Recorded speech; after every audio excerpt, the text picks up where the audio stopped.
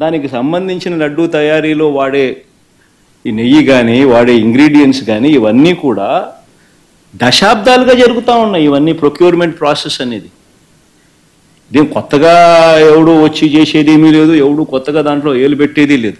ఏకంగా చంద్రబాబు నాయుడు గారు అనే వ్యక్తి నాసిరకమైన పదార్థాలు వాడేశారని, యానిమల్ ఫ్యాట్ గీకు బదులు కూడా వాడేశారని, లడ్లు తయారైనాయని భక్తులు తినేశారని, ఎంతటి దారుణమైన అబద్ధాలు ఆడడం ధర్మమేనా అని అడుగుతా ఉన్నా.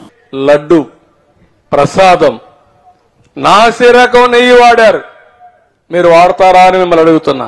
దేవునికి పెట్టినప్పుడు ఆవు నెయ్యి వాడతారా లేదా అని మిమ్మల్ని అడుగుతున్నా. అలాంటిది 320 రూపాయలకు నెయ్యి వస్తుందని నాసిరకం వెజిటబుల్ ఫ్యాట్ అని ఎనిమల్ ఫ్యాట్ అని అలాంటివన్నీ దాన్ని కల్తీ నెయ్యి తీసుకొచ్చి దేవుడికి నైవేద్యం పెట్టే పరిస్థితికి వచ్చారు.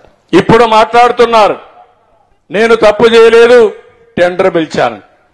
మీ ప్రభుత్వం పిలిచింది, మీరు పిలిచారు. 320 రూపాయలకు నెయ్యి ఇస్తున్నారంటే ఆలోచించే పని లేదా?